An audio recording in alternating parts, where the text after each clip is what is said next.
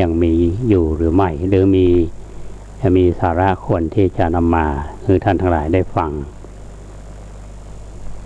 ก็คงจะน้อมเอาสิ่งที่เป็นสาระเรื่องบทความธรรมะมาฝากเมื่อตะวานี้อาตมาภาพนำบทความธรรมะเรื่องทางชีวิตของพระเดชพระคุณท่านเจ้าคุณพระศรีธรรมนิเทศอดีตเจ้าคณะจังหวัดเชียงใหม่อดีตเจ้าวาดวัดท่านประแควมานำเสนอแก่ท่านพระเดชพระคุณท่านเจ้าคุณพระศรีธรรมนิเทศมีลูกศิษย์ลูกหาที่เจริญรอยตามท่านก็คือเป็นพระนักเผยแผ่เป็นพระนักเทศน์เป็นพระนักบรรยายนักปาฐกถาก็เรียกว่าได้ถ่ายทอดจิตวิญญาณของท่านมารูปหนึ่งซึ่งก็เป็นที่รู้จักกัน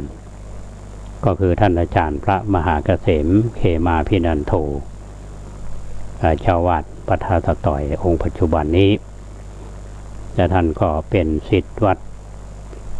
ท่านประแควอาตมาภาพก็ขอนำบทความที่มีสาระมาฝากท่านในหัวข้อเรื่องปากท่านได้เริ่มไว้อย่างนี้ท่านผู้ฟังในโอกาสนี้ขออู้เรื่องของปากได้อู้เรื่องของหูผ่านไปแล้วอวัยวะคือปากเนี่ยมีความสำคัญมากมีความสำคัญเท่าๆกับหูดังหรือว่าจมูกและหัวใจอวัยวะส่วนอื่นเช่นว่าตาหูก็ยังมีความสำคัญต่อปากเพราะว่าตาหูของเรานั้นมันจะพิกลพิการไปพ้องก็ยังบ่ค่อยจะเป็นหยังถึงตาจะบอดหูจะหนวกก็ยังดีอยู่เพราะยังมีปากอวัยวะที่ขาดบ่ได้ก็คือปากเพราะว่าปากมีหน้าที่นำเข้าป่าอาหารเข้าไปสู่ร่างกายบำรุงหล่อเลี้ยงอวัยวะส่วนอื่นๆให้มีความเจริญเติบโตอยู่รอดปลอดภัยได้และที่สำคัญที่สุดนั้นปากมีหน้าที่อู้เป็นนั้นว่าหน้าที่ของปากเนี่ยมีอยู่สองคือกลิ่นกับอู้สำหรับเรื่องกลิ่นจะบอกอู้ถึงจะขออู้ถึงเรื่องของการอู้ตอนปากมีหน้าที่อู้กรรมอู้ของคนเฮานั้นที่อู้กันคู่วันนี้ก็ได้แก่ลมที่เฮาเปล่งออกมาจากปากซึ่งเฮาฮ้องกันว่าลมปากลมปากนี้มีความหมายอุบัติเหตุอุบัติภัยอันเกิดจากลมตามธรรมชาติเช่นลมทะเลลมไต้ฝุ่นก็ยังร้ายแรงเท่ากับลมปากเพราะว่าลมเหล่านั้นเนี่ยเกิดขึ้นบางครั้งบางคราวบางส่วนบางตีตะวันอิทธิพลก็บ่ค่อยจะรุนแรงเท่าใดแต่สำหรับลมของปากนี้มันหายสามารถที่จะปัดเอาคนไปสู่นรกหมกไหม้ก็ได้คือขึ้นไปสู่สวรรค์ชั้นฟ้าก็ได้คือถึงความเจริญความเสื่อมหรือว่าความหายนะก็ได้ปัดเอาพ่อแม่ให้พัดภาคจากลูกๆก็ได้และก็ยังสามารถที่จะให้ผัวและเมียแยกต่างกันก็ได้ก็เนี้ยได้กูอย่างเต้าตีลมปากมันจะเนี้ยได้เวลาเฮาเปล่งลมนี้ออกไปบางทีเฮาก็บัดตันที่จะหูตัวอู้ออกไปแล้วก็พันเข้าไปถึงทางใจก็แยกคือหัวใจนั้นมันสั่นคลอนกระวนกระวายหลงไหลเคลือบเคลิ้มได้ฮือหักกันฮือจังกันฮือทะเลาะเบาะแว้งมีหลายอย่างและปากก็เป็นอาวุธที่ร้ายแรงเป็นอย่างนักก็เนื่องมาจากปากนั่นเอง ท่านองค์รองเสนาบดีวัย96 ปีแห่งแคว้นเวในวรรณคดีสามก๊กท่านห้องขึ้นจนสุดเสียงแล้วตกลงจากหลังม้าอาเจียนเป็นเลือดไหลออกมาจนถึงแก่ความตายก็เพราะลมปากของหงเบงสอพิญญาผู้เป็นอนุชาของพระเจ้าหงสาวดีเชือดพระสอตัวเองสิ้นพระชนในวัดของพระเจ้ามอตมะก็เพราะลมปากของเจ้าเจเด็ดบุเรงนองแห่งเมืองตองอูในเรื่องของผู้ชนะทิพทิศก็เพราะว่าความร้ายแรงของปากเมื่ออู้ถึงความหวานของปากเนี่ยรสหวานของอาหารความหวานของขนมความหวานของน้ำตาลน้ำอ้อยก็หวานเพียงแค่หวานลิ้นแค่คอเตาอันยังสู้ความหวานของปากบ่ได้กำอู้ที่ว่าหวานเนี่ยเข้าไปทางหูก็ซึมซาบลงไปในใจก็เนี่ยคือความเพลิดเพลิมหลงไหลดีใจบ่มีวันส่างซาท่านสุนทรภู่ก็ได้กล่าวไว้ว่าอันอ้อยตาลหวานลิ้นแล้วสิ้นซากแต่ลมปากหวานหูไม่รู้หายและเมื่อตรงกันข้ามก็บ่มีสิ่งอื่นใดที่จะเจ็บแสบแปบใจไปยิ่งกว่ากำอู้ส่วนท่านผู้ท่านจึงได้กล่าวไว้แถมว่าแม้เจ็บอื่นหมื่นแสนจะแคลนคลายเจ็บจนตายเพราะเหน็บให้เจ็บใจความเจ็บปวดอันเกิดจากโรคภัยธรรมชาติหรือว่าเกิดจากการถูกชกต่อยถูกฟันถูกแทงหากรักษาพยาบาลให้หายดีแล้วโรคภัยความเจ็บปวดเหล่านั้นก็หายไปหากมีบาดแผลหรือว่าบาดแผลนั้นหายไปแล้วก็เป็นอันหายกันไป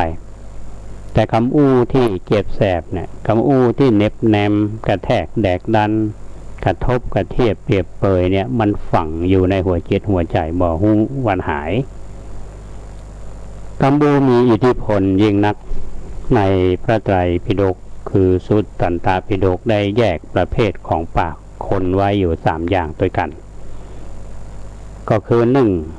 1คูทะพานีคนปากเหม็น2บุพพะพานีคนปากหอมมัทุรพานีคนปากหวานประเภทที่1คูทะพานีที่ว่าคนปากเหม็นนั้นลักษณะของคนประเภทนี้เป็นผู้ที่ชอบกล่าวหาว่าคนอื่นโดยบ่มีเหตุผลคนอื่นเขาเนี่ยอย่างดีก็ด่าเนี่ยบ่ดีก็ว่าเขาจะหันได้ชัดเจนทีเดียวสำหรับคนประเภทนี้กรรมอูที่ออกมาแต่ละกรรมเนี่ยเป็นกรรมที่เจ็บแสบเน็บแนมปากกับใจบ่ตรงกันปากว่าตาขยิบปากปลาใสน้ำใจเชือดคอมุ่งร้ายป้ายสีบุคคลอื่นโดยวิธี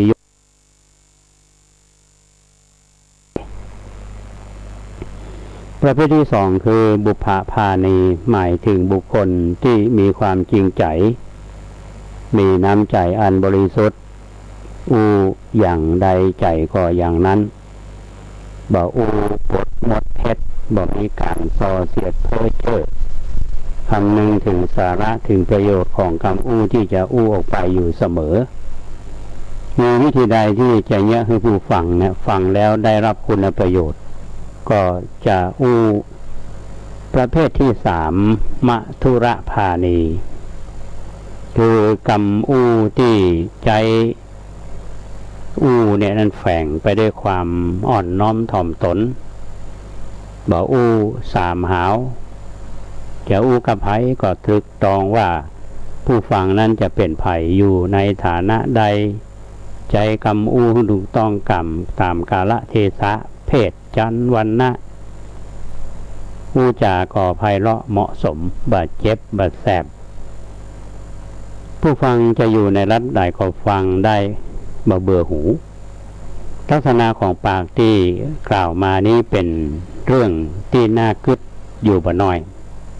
คนเฮามีปากไว้สำหรับอู้เหมือนกันทุกคนแต่เฮาผู้เป็นเจ้าของปากเนี่ยจะอู้จะใจไปแนวไหนนั้นก็อยู่ที่เฮาผู้อู้ผู้ใจ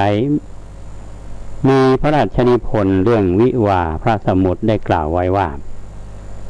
ปากเป็นเอกเลขเป็นโทโบราณว่าหนังสือเป็นตรีมีปัญหาไม่เสียหลายถึงรู้มากไม่มีปากลำบากกายมีอุบายพูดไม่เป็นเห็นป่วยกันขอให้ทุกท่านมีความสุขความเจริญมีธรรมะประจำใจดำเนินชีวิตอย่างรู้เท่าทันทุกท่านเถิดนั่นคือเนื้อหาบทความธรรมะเรื่องปากของท่านอาจารย์พระมหาเกษมเขมาพินันโทซึ่งเป็นศิษย์วัดท่าตะต่อยท่านผู้ฟังแล้วเนี่ยท่านจะเห็นได้ว่าสาระที่เราได้แล้วก็สมบัติสำนวนนะครับถ้าเราฟังเราได้อ่านแล้วนี่เหมือนการถอดแบบมาจากท่านเจ้าคุณพระศรีธรรมนิเทศพระศรีธรรมนิเทศก็ได้รับการอบรมมาจากครูบาอาจารย์ท่านเป็นผู้ที่มีความรู้เพราะว่ามีครูบาอาจารย์ที่ดีโดยเฉพาะในวัดสันปะคอยของเฮานี้ดังที่เดชพระคุณท่านเจ้าคุณพระเทพปริยัติเจ้าคณะจังหวัดเชียงใหม่ท่านได้เทศนาธรรมเมื่อคืนวันที่30ที่ผ่านมานะครับท่านทั้งหลายก็คงจะจำได้ท่านได้อู้ในประเด็นที่อาตมาภาพนำเสนอไปเมื่อ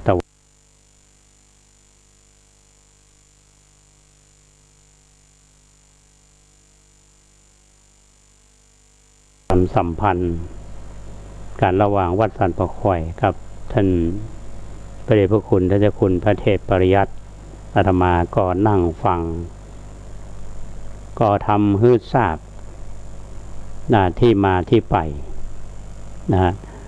ว่าพระเดชพระคุณนั้นมีความเคารพนับถือในตัวของหลวงพ่อพระอธิการทองคำทองคำสุขันโธหรือที่เรารู้จักกันว่าครูบาทองคำพระเดชพระคุณท่านเจ้าคุณเทพปริยัติเนี่ยได้เล่าให้ฟังว่าครูบาทองคำคือเจ้าวาดเป็นคนที่ตรงและก็ยึดมั่นในหลักของธรรมวินัยเป็นครูบาอาจารย์ที่มีแนวปฏิบัติที่ควรยึดเป็นอย่างยิ่งท่านได้รับคำบอกเล่าจากหลวงพ่อพระโพธิรังสีรองเจ้าคณะจังหวัดเชียงใหม่อดีตท่านเป็นเจ้าวาดวัดพันตองหลวงพ่อพระเทพปริยัติท่านก็เป็นศิษย์หลวงพ่อโพธิรังสีท่านบอกว่าที่ท่านมีความก้าวหน้าในการศึกษามาทุกวันนี้ก็เพราะไปเป็นศิษย์ของวัดสันปะคอยได้เลื่อมใสในปฏิปทาของครูบาทองคำแล้วก็ท่านก็ได้สร้างวัดสันปะคอยมามีถาวรวัตถุมีเรียกว่าศาสนบุคคลแล้วก็ได้เผยแผ่ศาสนธรรม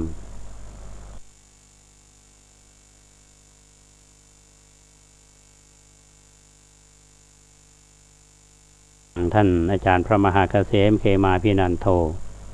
ท่านพระครูรัตนสุตสุนทรหรือพระมหาอินแก้วแล้วท่านพระมหาเจริญซึ่งได้มรณภาพไปแล้วล้วนแล้วแต่เป็นศิษย์ของวัดสันปะคอยที่มีคุณภาพแล้วที่สำคัญที่สุดนั้นท่านผู้ฟังท่านสะท้อนฮือหัน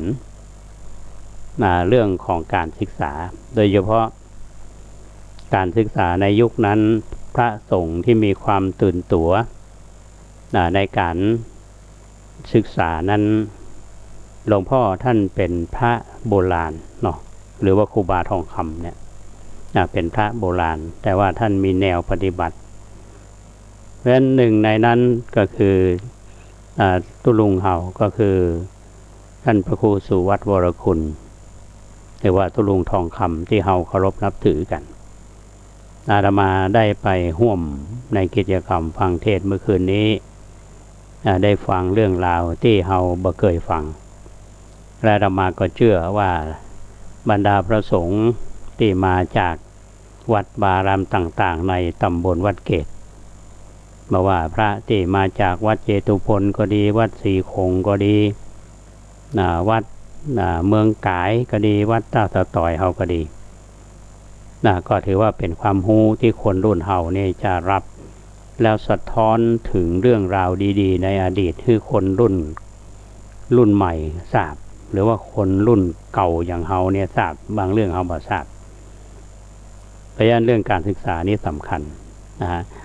เพราะฉะนั้นวัดสันปะคอยของเฮาก็มีศาสนบุคคลที่มีคุณภาพมาตั้งแต่ครูบาทองคำสุขันโธท่านเจ้าคุณศรีธรรมนิเทศแล้วก็ท่านตุลุงเฮาพระ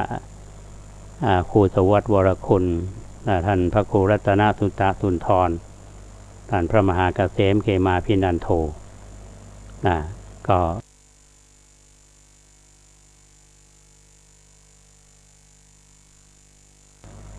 ็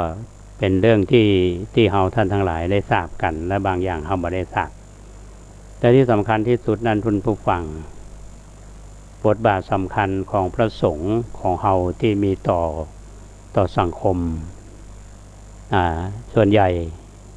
พระเฮาเนี่ยนะมาจากบ้านนอกคนในเมืองเนี่ยเขาจะว่าขี้นอกคำว่าขี้นอกนี่คนบ้านนอกคือสังคมเฮาชนบทเฮาเนี่ยเฮาก็อยู่ในสังคมที่เกษตรแล้วเขาก็มีความรู้ในเรื่องของเกษตรแล้วก็มีสิ่งแวดล้อมแบบบ้านนอกจริงๆก็อยู่กับธรรมชาติใกล้ชิดธรรมชาติเป็นคนที่มาจากบ้านนอกเนี่ยจะเป็นผู้ที่มีจิตใจอ่อนโยนมีความอ่อนน้อมถ่อมตนและพอเข้ามาอยู่ในเมืองเนี่ยมาเรียนรู้วัฒนธรรมเมืองอันหนึ่งนั้นที่คนในเมืองเขาจะบอกก็คือขี้นอกคือคนบ้านนอกแต่คนที่มาจากบ้านนอกนี่มีความขยันหมั่นเพียรมีความอุตสาหะวิริยะและหลายๆคนก็พัฒนาตนเองขึ้นมาเป็นผู้นำในพระศาสนาในสังคมของเราโดยเฉพาะทางคณะสงฆ์อันนี้เป็นที่ยอมรับกันถ้าเราไปศึกษาดูประวัติของบุคคลสำคัญในอดีตบอกว่าจะเป็นฝ่ายของพระสงฆ์บอกว่าจะเป็นฝ่ายของทางบ้านเมืองล้วนแล้วที่ไปจากชนบททางนั้นเพราะฉะนั้นสิ่งที่จะทำให้คนเฮาเนี่ยมีความทัดเทียมกันก็คือเรื่องของการศึกษาแล้วก็ผ่านการกระบวนการในการอบรมพร่ำสอนเพราะฉะนั้นศาสนาของเฮาก็จึงมีความสำคัญอย่างยิ่งที่มีต่อมวลมนุษยชาติเพราะว่าจะเป็นชนชาติไหนจิตใจนี่เป็นส่วนสำคัญเพราะฉะนั้นในคืนที่ผ่านมาวันที่30เนี่ยผู้คนก็ไปฟังเทศน์กันเยอะถึงแม้ว่าจะมีฝนตกก่อนหน้านั้นถึงแม้ว่าหน้าวัดสันปะคอยน้ำจะท่วมวันก่อนนี้จัดเทศน์จัดสวดข้างเมนคืนที่ผ่านมานั้นจัดเทศน์จัดสวดในศาลาก็ปรับสถานที่ก็ไม่ได้เป็นปัญหาโดยเฉพาะในวันนี้ท่านผู้ฟังอาตมาภาพอยากจะเล่าให้ท่านทั้งหลายได้ฟังกันว่าบรรยากาศของงานบำเพ็ญกุศลศพงานบำเพ็ญการพระราชถวายพระราชทานเพลิงศพของพระครูสุวัตวรคุณหรือตุลุงทองคำของเฮานั้นมีผู้ไปร่วมงานเป็นจำนวนนักพระเจ้าประสงค์ก็เป็นพระสังฆาธิการระดับสูงพระเดชพระคุณท่านเจ้าคุณพระเทพปริยัติในฐานะที่เป็นศิษย์เก่าวัดสันปะคอยแล้วก็เป็นผู้นำสงฆ์ในจังหวัดเชียงใหม่เป็นประธานแล้วก็มีทางฝ่ายบ้านเมืองทางทหารผู้บัญชาการ มณฑลทหารบกที่33หรือว่าค่ายกาวิระท่านก็ได้มาเป็นประธานในพิธีพระราชทานเพลิงศพเป็นเกียรติเป็นประวัติอย่างยิ่งเอาจะหันได้ว่าปราสาทนกหัสดีลิงซึ่งมีความสวยสดงดงามแล้วถึงแม้ว่าสถานที่วัดสันปะคอยเราจะแคบแต่วันนี้แคบก็มีความหมายผู้คนไปทั้งบรรดาพระเจ้าประสงค์จากทั้งเชียงใหม่ละปูนก็ทั่วทุกอำเภอแล้วก็ทุกฝ่ายข้าราชการทางฝ่ายจังหวัดเชียงใหม่ทางทหารโดยเฉพาะค่ายกาวิระของเรานั้นมีส่วนสำคัญอย่างยิ่งในการสนับสนุนงานนี้ผ่านไปด้วยความเรียบร้อยญาติโยมทั้งหลายที่มาคือการสนับสนุนงานก็ผ่านไปด้วยความเรียบร้อยข้าวปลาอาหารก็สมบูรณ์อาหารมีคือท่านที่มาร่วมงานกันเพราะว่าจะเป็นเมื่อคืนเพราะว่าจะตอนเมื่อเช้าทุกเช้าเนี่ยนะตอนกลางวันก็เหมือนกันวันนี้บริเวณวัดสันปะคอยเฮาก็คลาคล่ำไปด้วยผู้คนเต็มหมดแต่หน้าที่ชื่นใจก็คืออสม.ของพี่น้องชุมชนท่าสะตอยซึ่งอยู่ข้างค่ายกาวิระทำหน้าที่อย่างแข่งขันและทางเจ้าหน้าที่พยาบาลที่มาคัดกรองผู้ที่เข้ามาร่วมงานก็ทำงานอย่างแข่งขันก็ต้องขอบคุณทางโรงพยาบาลค่ายกาวิระด้วยความเมตตาของท่านผู้บัญชาการมทบ33เนี่ยนะฮะแล้วก็แพทย์และพยาบาลทั้งหลายได้ให้ความสำคัญเพราะเขาได้มีมาตรการคือความร่วมมือกับทางรัฐบาลเพราะฉะนั้นในส่วนที่อาตมาภาพได้นำมาเสนอท่านทั้งหลายได้รับฟังกัน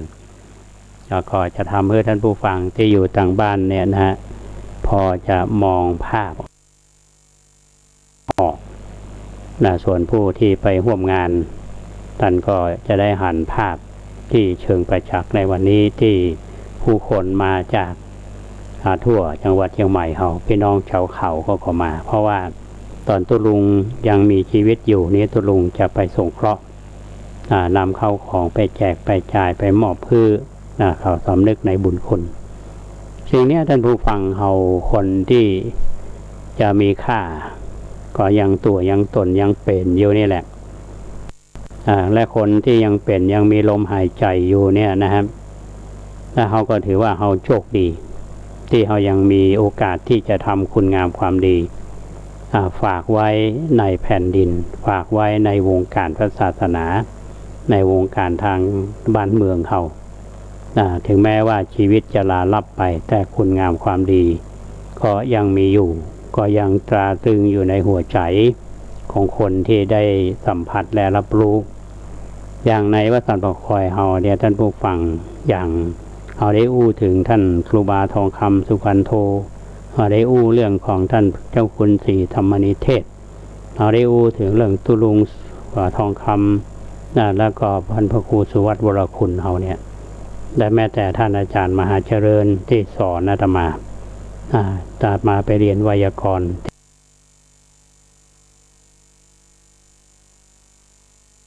ที่สำนักเรียนวัดสันปะคอยท่านอาจารย์พระมหาเย็นแก้วหรือว่าท่านพระครูรัตนสุตาสุนทรก็สอนอาตมาแปล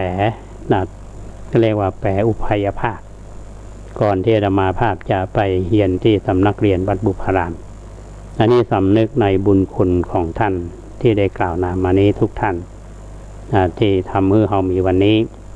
และที่สำคัญนั้นท่านได้ทำหน้าที่ของท่านแต่ละคนแต่ละท่านก็ลาลับไปที่ท่านล่วงไปที่เป็นอยู่ท่านก็ได้ทำหน้าที่อย่างยิ่งท่านพระครูรัตนสุตาสุนทรท่านทำงานคณะสงฆ์เป็นเจ้าคณะตำบลวัดเกตเป็นรักษาการเจ้าวาดวัดสันปะคอยแล้วก็เป็นเจ้าวาดวัดสันปะแดงอำเภอสันกำแพงอนาคตอันใกล้นี้ท่านคงได้รับการแต่งตั้งจากคณะสงฆ์จังหวัดเชียงใหม่คือเป็นเจ้าอาวาสวัดสันปะคอยเพราะว่าท่านมีสมณศักดิ์มีคุณวุฒิมีวัยวุฒิมีพรรษามีความเหมาะสมที่จะมาบริหารวัด อันนี้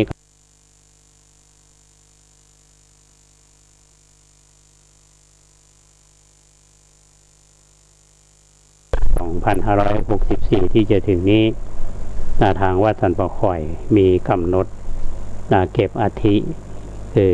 ของท่านพระครูสุวัตวรคุณหรือตุลุงทองคำเฮาเวลา9 โมงก็จะมีการสวดมนต์แล้วก็จะทำพิธีเก็บอัฐิพร้อมกันนั้นก็จะได้มอบตราตั้งเจ้าวาดคือกับท่านพระครูรัตนสุตตาธนทรโดยพระเดชพระคุณท่านเจ้าคุณพระเทพปริยัติเจ้าคณะจังหวัดเชียงใหม่อันนี้เป็นข่าวที่เพิ่มเติมเพื่อท่านทั้งหลายได้รับฟังกันได้แสดงความชื่นชมยินดีสนับสนุนวันนี้ก็คงพอสมควรได้นำบทความของท่านอาจารย์พระมหาเกษมเรื่องปากฝากท่านผู้ฟังถ้าจะเป็นปากประเภทใดเนี่ยนะก็ขึ้นอยู่กับเราก็คงจะตัดสินใจใจปากเป็นประโยชน์คือเกิดประโยชน์แก่สังคมชุมชนในเรื่องทั่วไปช่วงนี้ขอพักสักคำท่านผู้ฟังหลังจากนั้นเราก็จะได้มาปะเรื่องราวของท่านครูบาเจ้าทีวีใจซึ่งตะวานี้มาได้นำเสนอเดี๋ยวเรามาปะกัน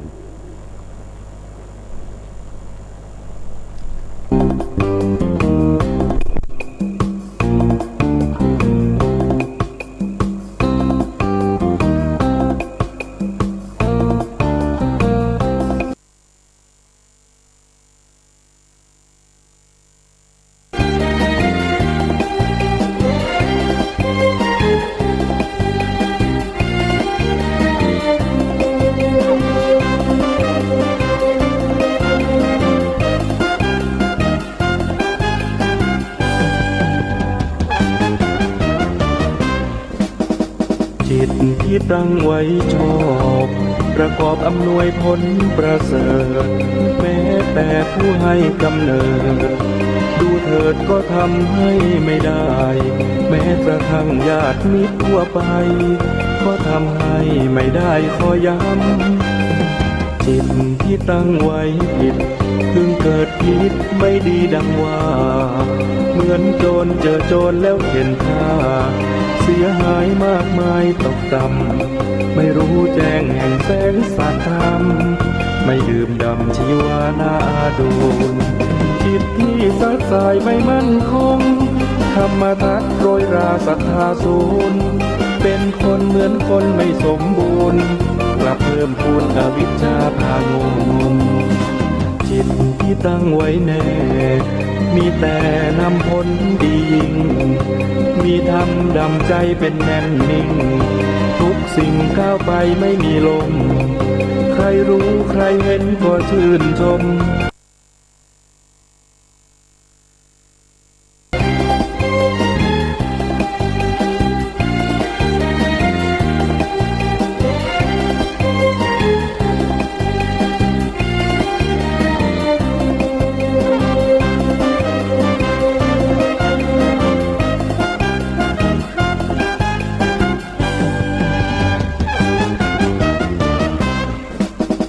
จิตที่ตั้งไว้ชอบประกอบอำนวยผลประเสริฐแม้แต่ผู้ให้กำเนิดดูเถิดก็ทำให้ไม่ได้แม้กระทั่งญาติมิตรทั่วไป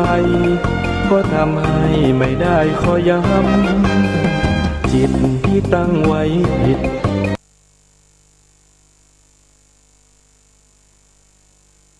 เห็นค่าเสียหายมากมายตกต่ำไม่รู้แจ้งแห่งแสงสัจธรรมไม่ดื่มดำชีวานาดูลจิตที่สัดสายไม่มั่นคงธรรมทัศน์โรยราศรัทธาสูญเป็นคนเหมือน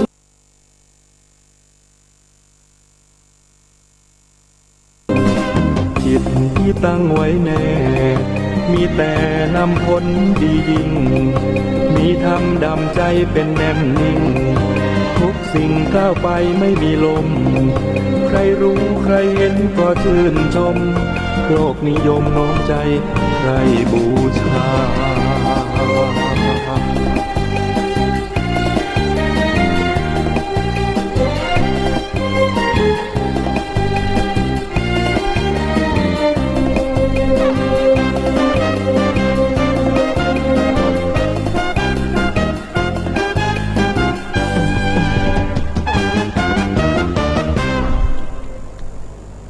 ท่านผู้ฟังกำลังฟังรายการอารมณ์โพต่างสถานีวิทยุสาธารณะจังหวัดเชียงใหม่ FM 92.25 เมกะเฮิรตซ์ก็ฝากกับท่านผู้ฟังทุกวันเสาร์และวันอาทิตย์รายการของเรานั้นจะนำเสนอ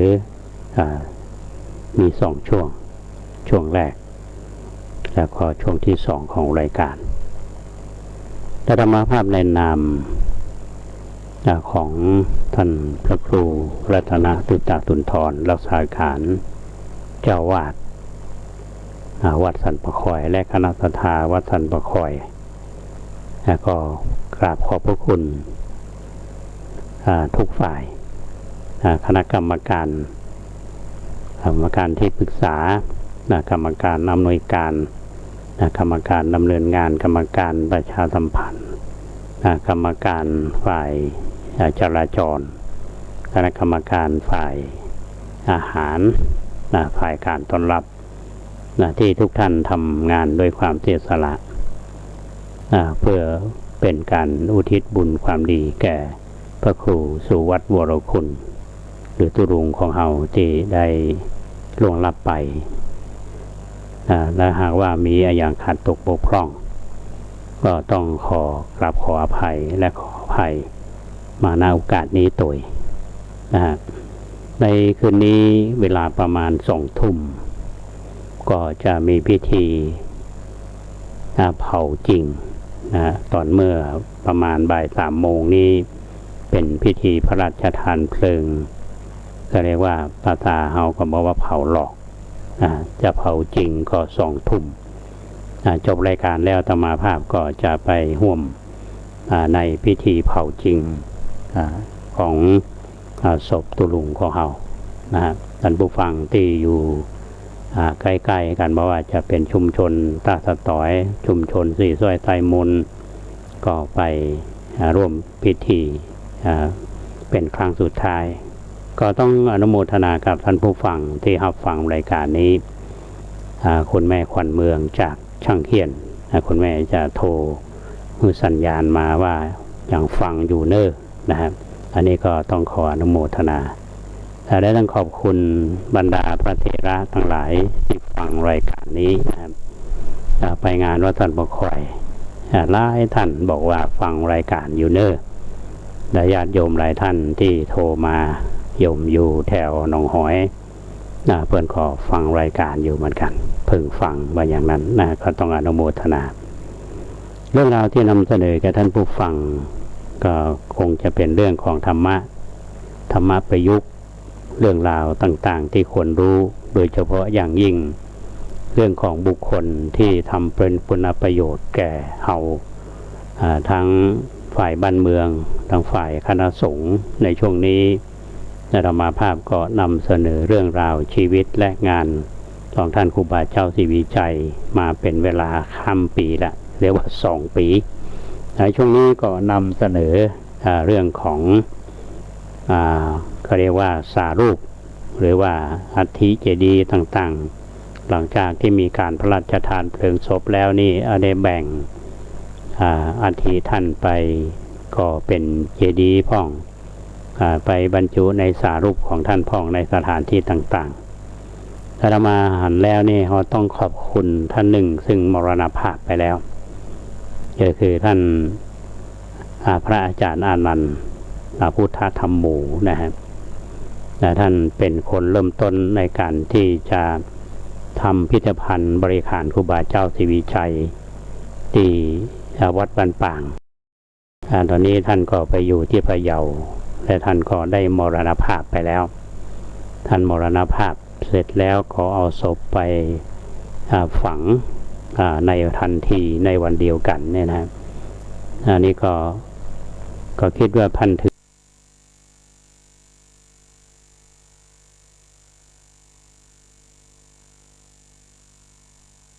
ท่านคงจะสั่ง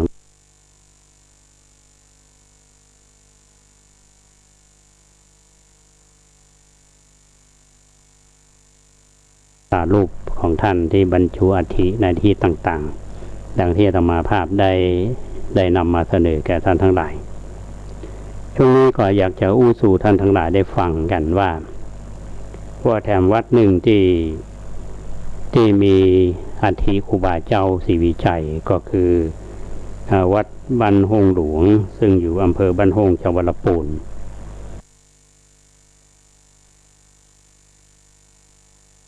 เราต้องผ่านอำเภอบ้านหงมีน้ำลี้ผ่านก็มีสะพานผ่านถ้าเราไปจากกระปูนไปเนี่ยข้ามสะพานน้ำลี้ไปเนี่ยพอข้ามสะพานไปหน่อยซ้ายมือนี่จะมีอุโบสถท่านผู้ฟังอุโบสถเก่าๆอุโบสถนี้แหละที่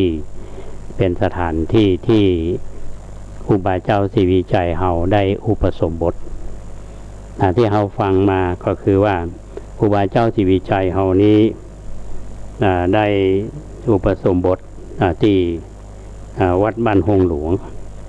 ตอนนี้ทางเจ้าวาดเปิ้นปัจจุบันนี้ท่านก็พยายามพัฒนาสถานที่แห่งนี้มีรูปมาหล่อครูบาเจ้าศรีวิชัยเขาเรียกมีเป็นแลนด์มาร์คเวลาธรรมาภาพไปเยี่ยมบ้านเทียมเพลีถึงมาได้ลงไปกราบก็ยกมือสาธุทุกครั้งทีนี้วัดบ้านหงหลวงเนี่ยเป็นวัดที่มีความสัมพันธ์ก็แล้วผูกพันกับครูบาเจ้าศรีวิชัยเพราะว่าตอนที่ท่านอุปสมบทเป็นตุเจ้ามีครูบาสุมาณะเป็นพระอุปัชฌาย์และวัดบ้านหงหลวงนี้ยังเป็นที่ปรากฏในประวัติครูบาเจ้าศรีวิชัยอย่างน้อยเนี่ย4เตื้อนะฮะเมื่อเตื้อแรกนั้นปี 2462 ช่วงที่ครูบาเจ้าศรีวิชัยถูกเจ้าคณะจังหวัดลำพูนเนี่ยนะห้องตัวไป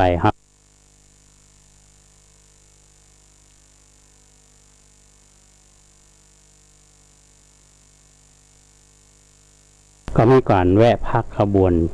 ตามวัดต่างๆหนึ่งในนั้นก็พักที่วัดบ้านหงหลวง1 คืนเตื้อที่2และ3เนี่ยก็ในช่วงที่ครูบาเจ้าศรีวิชัยอาพาธก็เรียกว่าอาพาธหนักในระหว่างปี 2480 ถึง 2400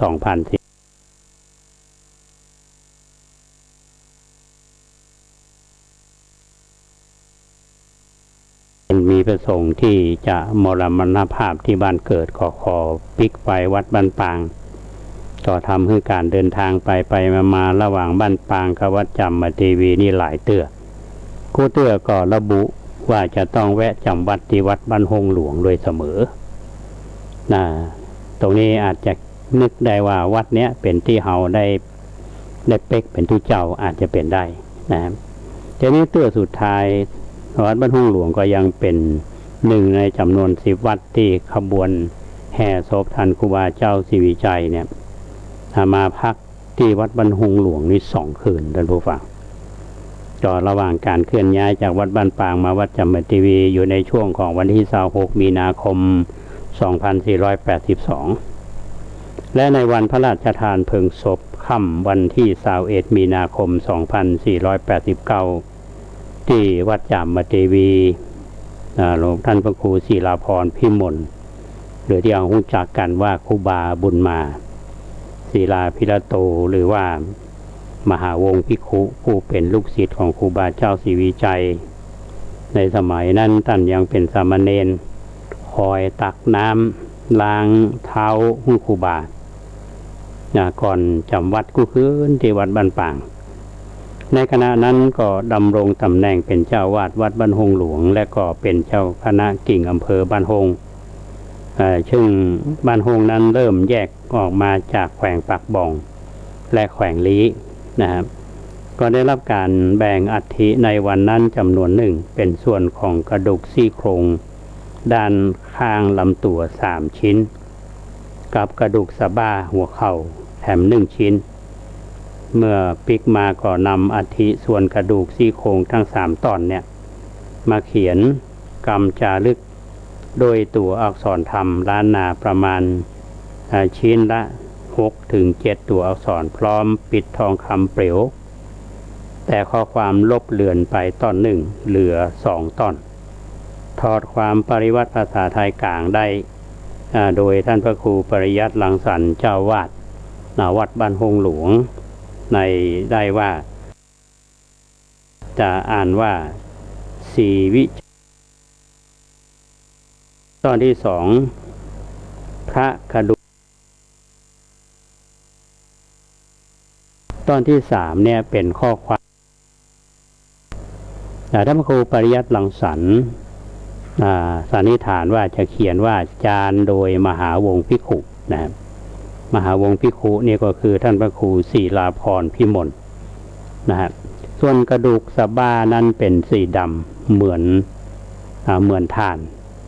บ่มีการเขียนจารึกใดๆคำจารึกรักษากระดูกทั้ง4 ชิ้นเนี่ยได้ในพระอบเป็นเวลา1 ปีจึงได้สร้างกูบรรจุอัฐิครูบาเจ้าศรีวิชัยอย่างเป็นกิจจาลักษณะในวันที่21 มีนาคม 2490 เดิมเนี่ยกูอัฐิเนี่ยเกยอยู่ใต้ต้นโพบริเวณมุมเจดีย์ด้านตะวันตกเฉียงใต้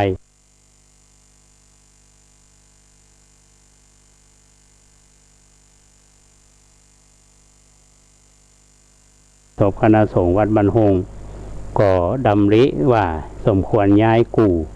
บรรจุครูบาเจ้าศรีวิชัยจากที่อยู่ใต้ต้นโพเนี่ยกับกูบรรจุอัฐิครูบาสมณะที่เกิดอยู่ด้านหลังพระอุโบสถซึ่งอยู่อีกฝากหนึ่งของถนนสายหมายเลข106นำมาประดิษฐานใหม่ตั้งอยู่เยื้องกับหน้าวิหารประชิดหิมกำแพงวัดเรียงรายรวมกันกับกูอัฐิเจ้าวาดวัดบ้านหงและสหธรรมิกผู้ที่มีความผูกพันกันกับวัดบ้านหงหลายๆรูปขณะที่ลื้อกูอัฐิครูบาเจ้าศรีวิชัยนั้นก็ทำให้ทราบว่าอัฐิดังกล่าวมีสภาพเป็นอย่างไรเขียนอักษรจะได้พ้องพร้อมก็มีพระพุทธรูปโลหะประทับนั่งขัดสมาธิขนาดหน้าตัก3 นิ้วรวมอยู่ตัวในขันทองเหลืองวัดบ้านหงนอกจากที่จะมีกูอัฐิครูบาเจ้าศรีวิชัยแล้วก็ยังมีกูครูบาตนอื่นๆแถมมี5 หลังกูบรรจุครูบาสมณะธรรมวาสีมหาเถรหรือว่าสมสมโนอดีตเจ้าคณะหัวหมวดแขวนบ้านหงเป็นอุปชาของครูบาเจ้าศรีวิชัยอันนี้อันที่1กูอันที่2ก็คืออัฐิของครูบาใจยาชยวังโสก็สันนิษฐานว่าจะเป็นพระอนุสาวนาจารย์ของครูบาเจ้าศรีวิชัยท่านเคยจำพรรษาที่วัดน้ำดิบแล้วก็ย้ายมาเป็นเจ้าวาดวัดบ้านหงหลวงเนาะแล้วก็ดำรงเป็นเจ้าวาดแทนครูบาสมณะครูที่3คือครูอัฐิครูบาศิลาภรณ์วิมลลูกศิษย์ของครูบาเจ้าศรีวิชัยผู้ที่นำอัฐิครูบาเจ้าศรีวิชัยมาจากวัดจามเทวีแล้วก็อันที่4คือกูอัฐิของครูบาก็เรียกว่าสังวร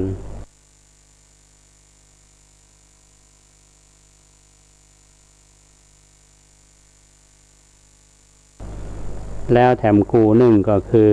อัฐิของพระเทพยานะเวทีท่านพระมหาสุเทียนอาคาปัญโยอันนี้อาตมารู้จักเปิ้นตั้งแต่เป็นทุเจ้าหนุ่มๆและสมัยที่อาตมายังอยู่บ้านนอกเปิ้นไปเป็นประธานในการเปิดเฮียนบาลีที่วัดปวงคำอำเภอลี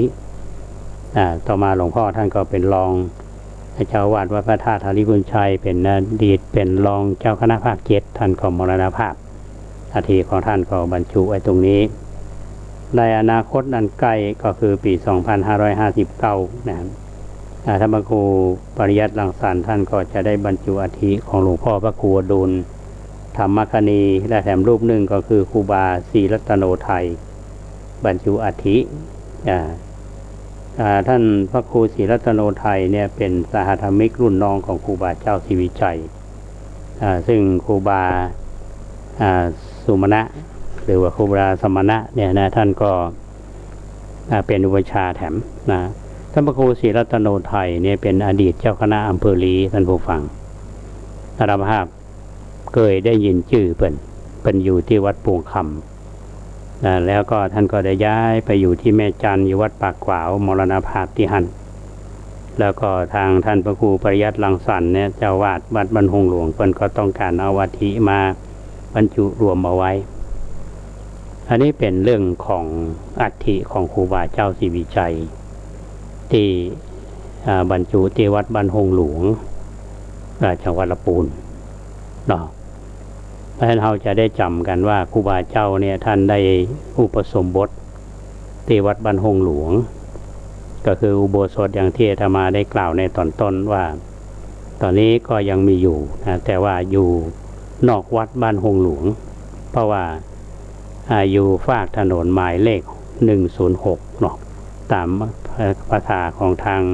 ทางหลวงแปลว่าหมายเลข106ก็คือสายบ้านหงลีเนี่ยนะไปนะฮะก็ท่านที่ผ่านไปก็คงพาแวะไปไหว้ไปศาลได้เพื่อรำนึกถึงนะแต่ถ้าท่านหากว่าเข้าไปที่วัดบ้านหงหลวงนะฮะก็เข้าไปได้แถมน้อยหนึ่งตรงกันข้ามกันนะครับอาตมาเคยไปในงานพระราชทานเพลิงศพของหลวงพ่ออดุลธรรมคณีที่วัดบ้านหงหลวงก็ยังหันอัฐิที่เป็นครูไว้ก็เป็นครูอัฐิไว้ที่หน้าวิหารอันนี้เป็นสถานที่หนึ่งนอกจากนั้นก็ยังมีแถมหลายแห่งที่เอาไปบรรจุเอาไว้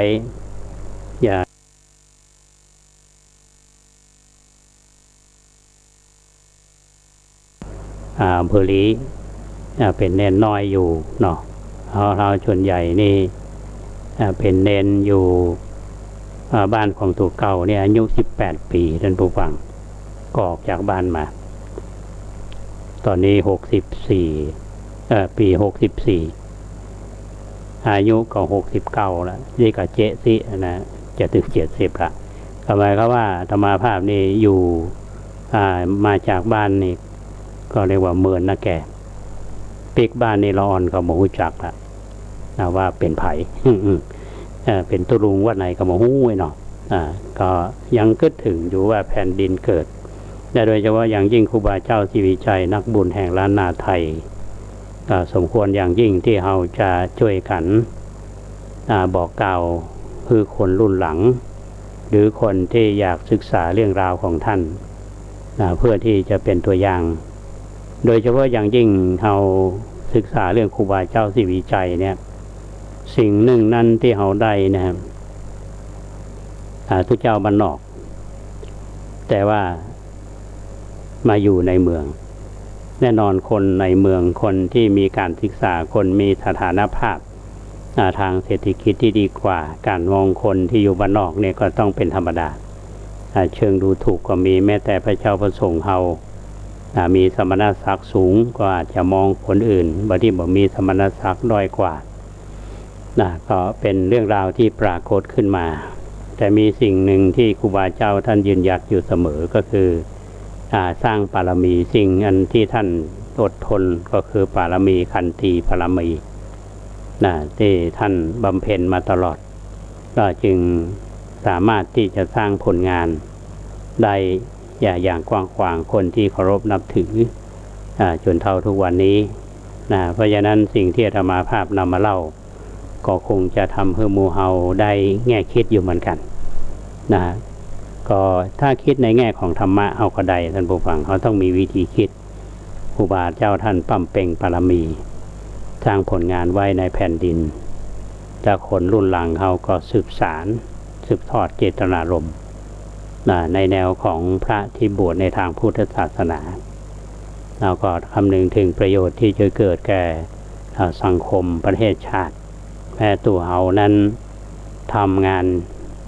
อย่างเต็มที่คิดว่าใช้ชีวิตนี้คุ้มถึงวันหนึ่งมันจะลาลับดับสังขารไปก็ถือว่าเขาเกิดมานี่บ่เสียเปล่าอยู่ไปวันๆเอาลมหายใจขว้างไปวัน หรือว่าเราอยู่แล้วก็คิดแต่เชิงลบคิดแต่มุ่งร้ายคิดแต่นินทาคนอื่นเนี่ยนะจิตมันก็บ่เป็นสุขเพราะฉะนั้นคนเฮาเนี่ยสิ่งที่จะต้องคำนึงถึงคือนักที่สุดก็คือปัจจุบันขณะท่านผู้ฟังอาตมาก็ยังนึก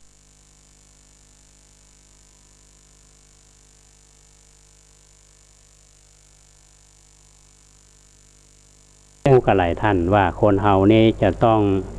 เจริญสติอยู่เสมอเนาะก็ดูเวลาดูนี่เราก็ต้องดูหัวใจของตัวเก่าเนี่ยแล้วเราก็ไม่ต้องไปดูหัวใจคนอื่นทำไมครับว่าเขาไม่ใช่หันแค่ตัวแต่ว่าสอนเพื่อเรามีสติเราได้พลั้งเผลอเน้นทำคุณประโยชน์อย่างท่านพระครูสุวัตวรคุณที่อาตมาเล่าให้ท่านทั้งหลายฟัง2 วันเนี่ยที่ว่าเป็นอาจารยบูชาเนี่ยก็คือจะดูดีความงามของท่านแต่สักกรรมหนึ่งท่านก็จะกลายเป็นเท่าฐานละเดี๋ยวธรรมาภาพจะไปร่วมในพิธีเผาจริงที่วัดท่านประคอยวันนี้ก็เหลือเวลา3 นาทีท่านผู้ฟังช่วงเวลา3 นาทีท้ายนี่ขอประชาสัมพันธ์ให้ท่านทั้งหลายได้รับทราบว่าช่วงก้อนเนี่ยธรรมาภาพได้บอกกล่าวท่านทั้งหลายไปหนึ่งก็คือว่าวันที่13 กันยายนเนาะขออภัยวันที่13 กุมภาพันธ์ 2564เนี่ยก่อน14 กุมภาวาเลนไทน์วันหนึ่งคุณแม่นัททิยานันท์พร้อมกับญาติพี่น้องก็จะไปทำบุญทอดผ้าป่าที่วัดวังหลวงอำเภอดอยเต่าจังหวัดเชียงใหม่ในฐานะที่แม่นัทก็ถือว่าเป็นผู้ที่ให้ความอุปถัมภ์และสนับสนุนกิจกรรมของวัดประแดงมาตั้งแต่คุณแม่ทำงานที่มช.เนี่ยที่คณะวิทยาศาสตร์เพื่อนก็ทำบุญกับเขามาตลอดลูกเต้าเหล่าล้านก็มาทำบุญญาติพี่น้องก็มาทำบุญบอกว่าจะงานสลากพัดกฐินผ้าป่าเป็นห่วมมาทีนี้เตือนนี้เขาก็ต้องปากันไปห่วมทำบุญหลายท่านก็สนใจที่จะไปห่วมทำบุญบ้านนี้เป็นบ้านกะเหลี่ยงท่านผู้ฟังก็ได้สร้างศาลาไว้ศาลา9 ห้องตอนนี้ก็จะปูกระเบื้องแต่ขาดปัจจัยไปประมาณอยู่เกือบแสนเขาก็ห่วมทำบุญกันอาตมาก็จะไปห่วมทำบุญตัวญาติโยมท่านใดที่จะไปตัวกันหรือจะห่วมทำบุญก็ยินดีไปห่วมทำบุญกับแม่นัททิยานันท์พร้อมกับญาติพี่น้องในวันที่13 กุมภาพันธ์ 2564ที่วัดวังหลวงอำเภอดอยเต่าก็จะไปกันเจ้าเนาะเพราะว่าเราต้องไปก่อนเพลทำพิธีก่อนเพลสำหรับท่านที่จะร่วมทำบุญวันงานบูรณะปันไดนาควัดประแดงเฮาก็สามารถที่จะร่วมบุญกันได้ความคืบหน้าก็จะได้แจ้งท่านตามลำดับเนาะโทรศัพท์มาได้ที่หมายเลข0818815690